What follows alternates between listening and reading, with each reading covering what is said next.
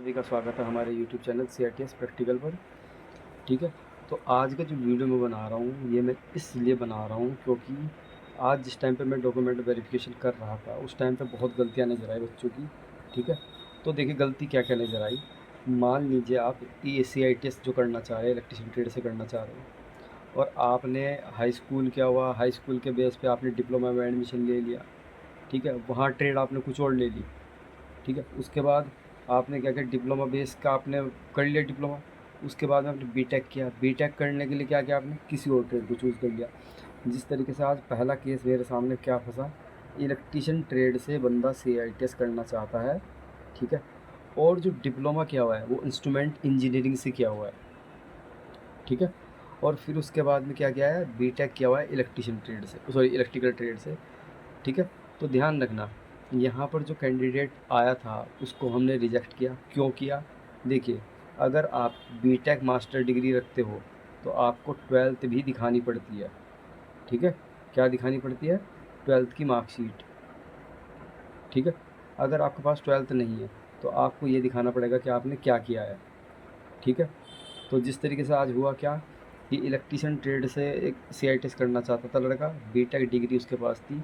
BTech degree जो उसके पास थी वो इलेक्ट्रिकल इंजीनियरिंग ट्रेड से थी, पर हाई स्कूल के बेस पे उसने क्या किया, डिप्लोमा किया। डिप्लोमा करने के बाद उसने क्या किया, जो बीटेक की वो की इलेक्ट्रिशियन ट्रेड से, सॉरी इलेक्ट्रिकल ट्रेड से। ठीक है, तो ध्यान रखिए, आपने जो 10th लगाया था, जो आपने 10th का सर्टिफिकेट अपलोड किया था फॉर्म भरते टाइम पे, उसके बाद आपने क्या किया, आपको वो दिखाना पड़ेगा। या तो 12th दिखाइए, और 12th करी है आपने तो अच्छी बात है, नहीं की है तो आपने जो डिप्लोमा किया है या ITI की है, ठीक है, या फिर बीटेक की है। ठीक है, तो ध्यान रखना, ये सारी जितनी भी आप कोर्स करते हो प्रोफेशनल कोर्स, इसमें आपकी जो ट्रेड है वो मैच होनी चाहिए। तो मैंने अभी आपको क्या बताया, एक लड़के ने क्या किया था, डिप्लोमा किया था हाई स्कूल के बाद में, हाई स्कूल के बाद जो डिप्लोमा की उसने किया वो किया इंस्ट्रूमेंट इंजीनियरिंग से, और उसके बाद में बीटेक जो किया CITS, सॉरी इलेक्ट्रिकल ट्रेड से किया। अब जिस टाइम पे वो एडमिशन लेने के लिए आया, डॉक्यूमेंट्स उसने सबमिट किए, तो हमने क्या किया, उसका पूरा बैकग्राउंड चेक किया, तो उसका फॉर्म हमें रिजेक्ट करना पड़ा क्योंकि हाई स्कूल के बाद उसने सीधा बीटेक दिखाई थी। तो ध्यान रखना, हाई स्कूल के बाद कभी भी बीटेक नहीं होती, बीटेक हमेशा जो आपकी 12th के बाद होती है। अगर आपने डिप्लोमा किया है तो आपको वो दिखाना पड़ेगा, पर वो भी आपका उसी ट्रेड से होना चाहिए। ठीक है, तो पहला केस हमने इस वजह से रिजेक्ट किया है। दूसरा केस जो बहुत ज़्यादा कॉमन है, बहुत ज़्यादा, ठीक है, वो किस ट्रेड में है, वो आप लोगों की ट्रेड में नहीं है इलेक्ट्रिशियन में, वो हमारा आता है IT, इंफॉर्मेशन टेक्नोलॉजी। ठीक है, अब देखिए, ये मैंने आपके सामने लिस्ट बना रखी है। ठीक है, ये लिस्ट जो है हमारे पास DGT के जो एडमिशन पोर्टल है उससे आई है, और इसमें भी आप देखिए, इसमें फ़िलहाल आपको कहीं पे भी IT नज़र नहीं आ रहा। ठीक है, IT कहीं नहीं है। लड़के क्या करते हैं, CSA में एडमिशन लेना है, CSA में। ठीक है, और किस क्या कर रखा है जी, ITI कर रखी है, किससे, IT से, ITI कर रखी है IT से। गलती उनकी नहीं है, ना तो ये CSA के लिए एलिजिबल है, ना ही CHNM के लिए एलिजिबल है। ठीक है, ना तो CSA के लिए, ना CHNM के लिए। ठीक है, तो इसमें मैं वही दिखाना चाह रहा हूँ आपको, क्राइटेरिया क्या है जो हमारे सामने बार बार प्रॉब्लम आ रही है और जिनकी वजह से हमें बच्चों का फॉर्म रिजेक्ट करना पड़ रहा है।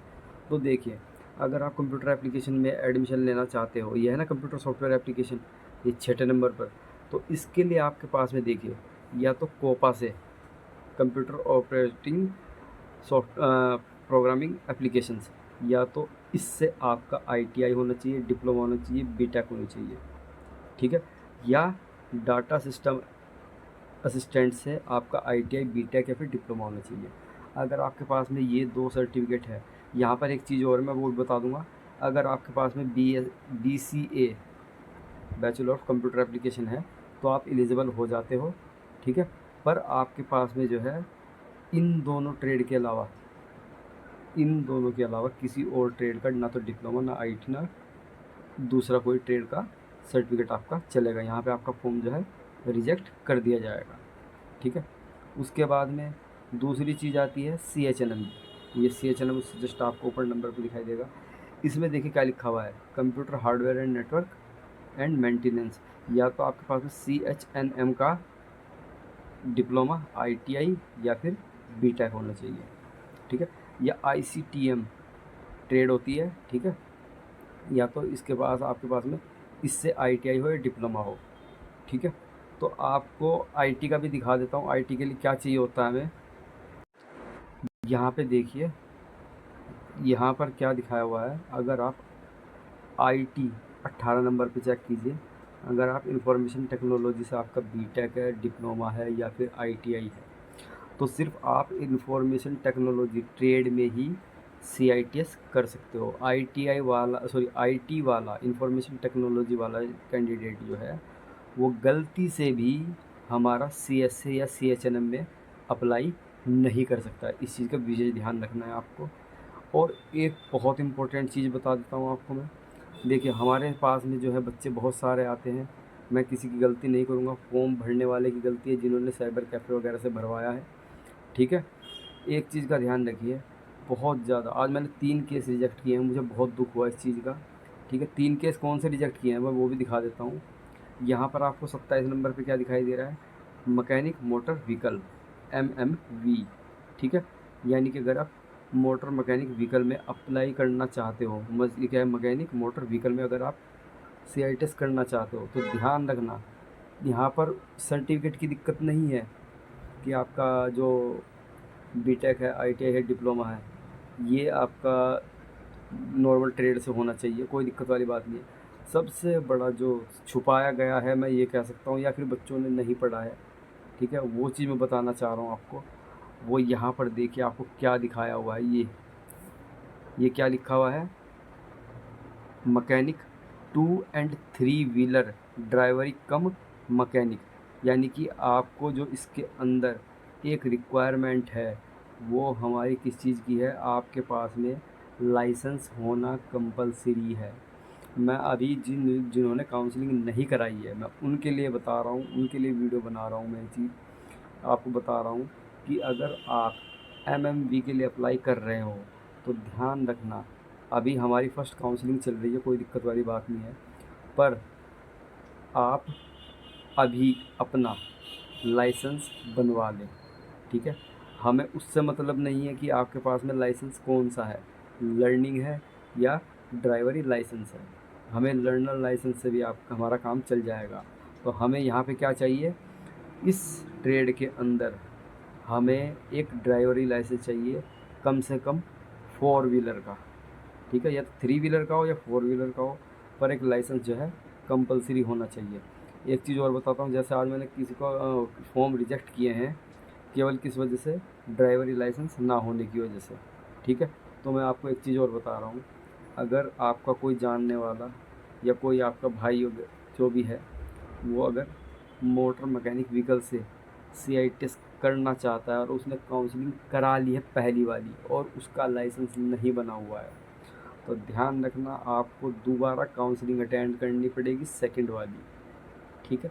सेकंड वाली काउंसलिंग आप अटेंड करेंगे और साथ में ही आप क्या करोगे, देखिए, अभी आज 14 अगस्त है, मैंने 14 अगस्त को काफ़ी फॉर्म रिजेक्ट किए हैं, ठीक है, सिर्फ डॉक्यूमेंट्स ना पूरे होने की वजह से, किसी पर्सनल दुश्मनी की वजह से नहीं किए हैं। मैं सिर्फ यही बताना चाह रहा हूँ आपको कि अगर आपका MMV से आप CITS करना चाहते हो, तो अगली काउंसलिंग में क्या है, अपना लर्निंग लाइसेंस बनवा करके आप आज या कल में बनवा दीजिए। चलो, कल तो 15 अगस्त हो गया, उसकी वजह से छुट्टी है, कोई नहीं, आप 16 अगस्त को अप्लाई कर दीजिए। लर्निंग लाइसेंस आपको ज़्यादा से ज़्यादा 2 या 3 दिन में मिल जाता है, ठीक है।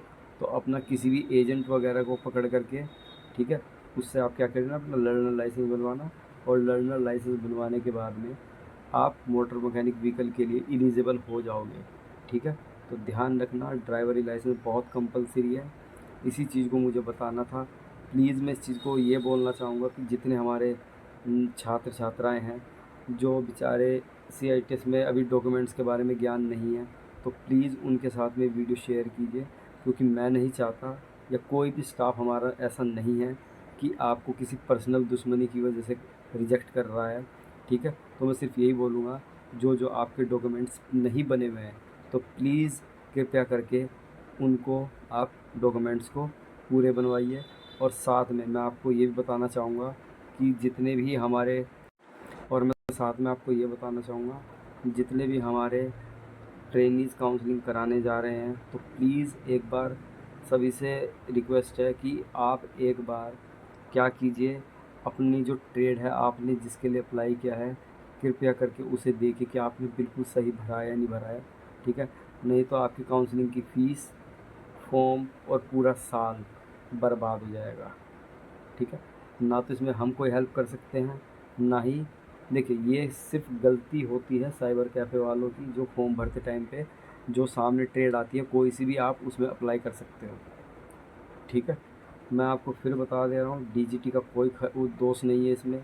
देखिए डीजीटी ने सिर्फ आपसे ये कहा है कि आप फॉर्म भरिए, आप अप्लाई कीजिए, पर ध्यान रखिएगा अप्लाई आपको ही करना है सोच समझ करके। ठीक है, डीजीटी जो डॉक्यूमेंट्स अपलोड कराता है वो हमारे सिस्टम के थ्रू कराता है, तो ध्यान रखिए सिस्टम का ऐसा सिस्टम होता है, मतलब उसको जो सॉफ्टवेयर है इस तरीके से डिज़ाइन किया गया है कि मान लीजिए अगर आप फॉर्म अप्लाई कर रहे हो, ठीक है, तो सिस्टम को नहीं पता है कि आप कौन सी ट्रेड के लिए अप्लाई कर रहे हो, कौन सी ट्रेड के लिए नहीं अप्लाई कर रहे हो।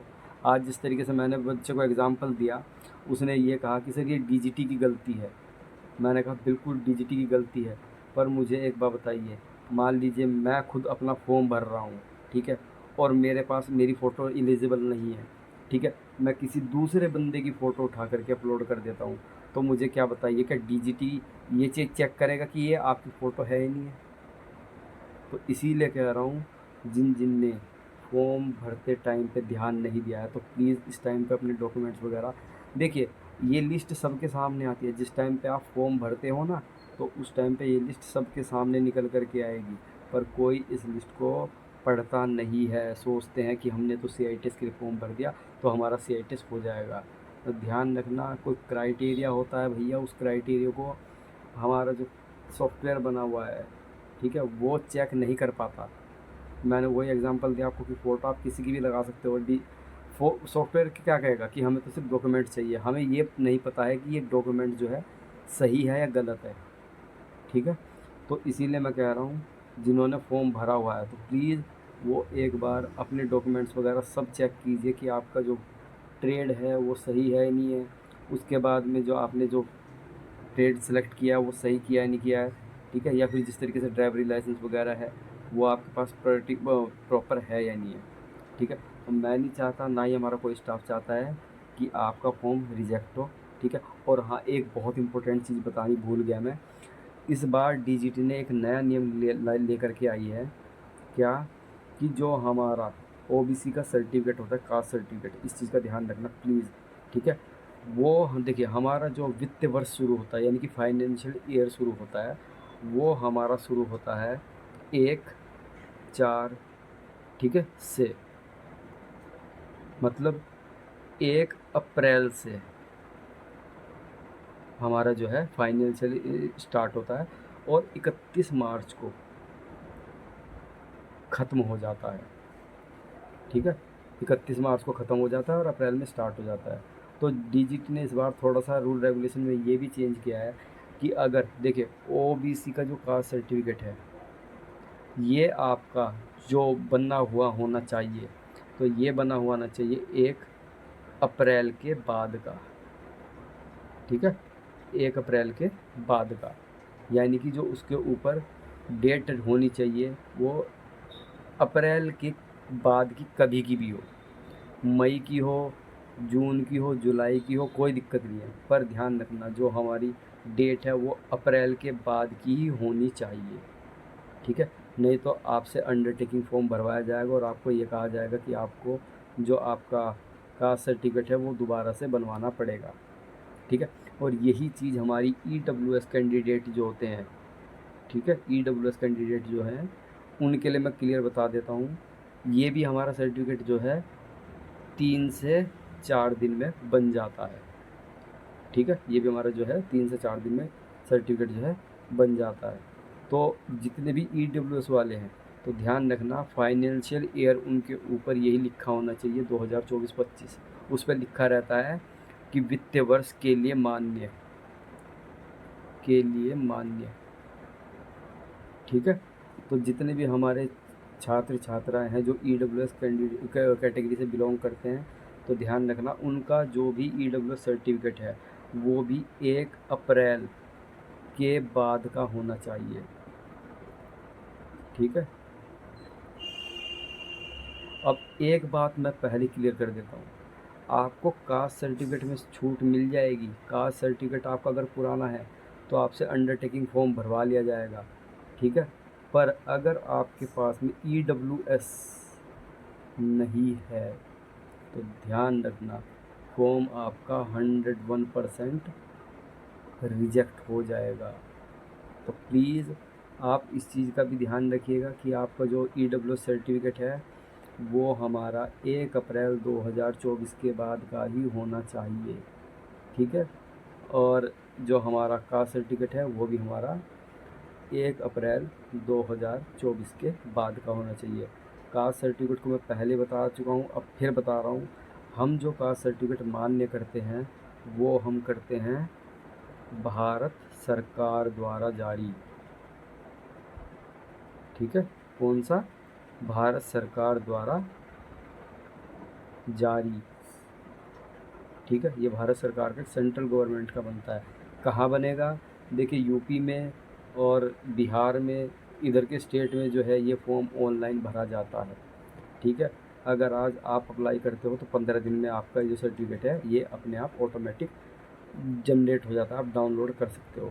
तो जो आपका ये कास्ट सर्टिफिकेट है ये भारत सरकार का होना चाहिए, या तो भारत सरकार लिखा होना चाहिए या फिर government of India, government of India, ठीक है। तो बस यही 2 कास्ट सर्टिफिकेट आपके चलते हैं, या तो भारत सरकार लिखा हो या फिर गवर्नमेंट ऑफ इंडिया लिखा हो, ठीक है। तो मुझे यही इन्फॉर्मेशन देनी थी। मैं अभी फिर बता रहा हूँ, देखिए कोई भी पर्सनल दुश्मनी की वजह से आपका फॉर्म रिजेक्ट नहीं करेगा। उसके सामने मजबूरी हो जाएगी, उसकी जॉब के ऊपर बात आ जाएगी, इसलिए हमें फ़ॉर्म जो है रिजेक्ट करने पड़ते हैं। तो प्लीज़ अभी सेकंड काउंसलिंग नहीं हुई है। मैं आपको एक चीज़ और बता देता हूँ इसी वीडियो में। देखिए जिनका फर्स्ट काउंसलिंग में फॉर्म किसी वजह से रिजेक्ट हो गया हो, चाहे वो किसी भी वजह से हुआ हो, मैं ये नहीं कहता कि भैया कि किसी पर्टिकुलर वजह से हुआ है, चाहे तो वो EWS की वजह से रिजेक्ट हुआ हो, ठीक है, चाहे ड्राइवरी लाइसेंस की वजह से रिजेक्ट हुआ हो, ठीक है। तो जिन जिन का रिजेक्ट हुआ है आपको क्या करना है, दूसरी सेकंड काउंसलिंग जो होगी इसको अटेंड करना है। इसमें आपका कोई पैसा नहीं लगेगा, सिर्फ आपको अपने मोबाइल पर या फिर डेस्कटॉप पर या लैपटॉप पर अपना ऑनलाइन काउंसलिंग अटेंड करनी है। फिर से जहां आपने सीट अलॉटमेंट के लिए लिखा था कि हमें ये वाला कॉलेज चाहिए, प्रेफरेंस चाहिए, तो वहाँ पर आप क्या करेंगे, वो दोबारा से फिल करेंगे, दोबारा से आपका हॉल टिकट जो है, सॉरी अलॉटमेंट लेटर, ठीक है, अलॉटमेंट लेटर जारी हो जाएगा, ठीक है। और जब ये जारी हो जाएगा तो फिर आप दूसरी काउंसलिंग में आकर के अपना दोबारा से डॉक्यूमेंट वेरिफिकेशन करा सकते हैं।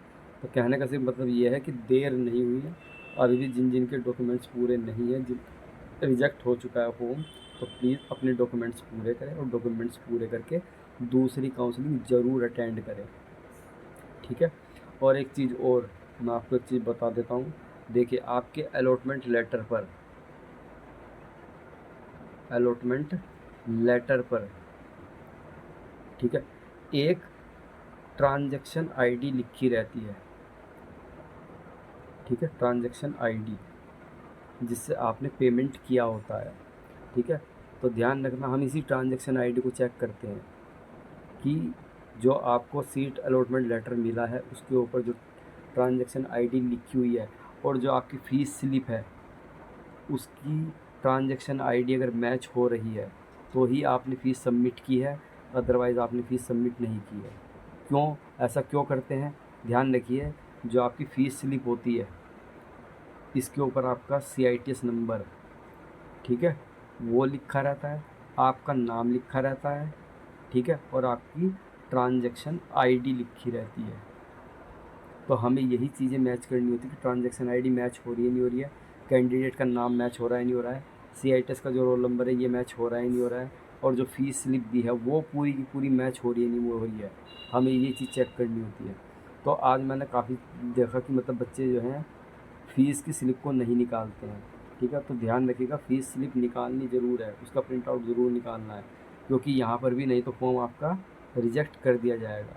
तो मैंने कुछ बातें बताई हैं आपको, उम्मीद करता हूँ समझ में आई होगी।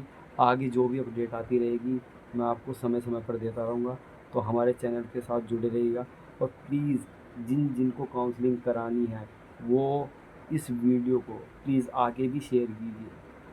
ठीक है, तो मिलते हैं नेक्स्ट वीडियो में, तब तक के लिए थैंक यू।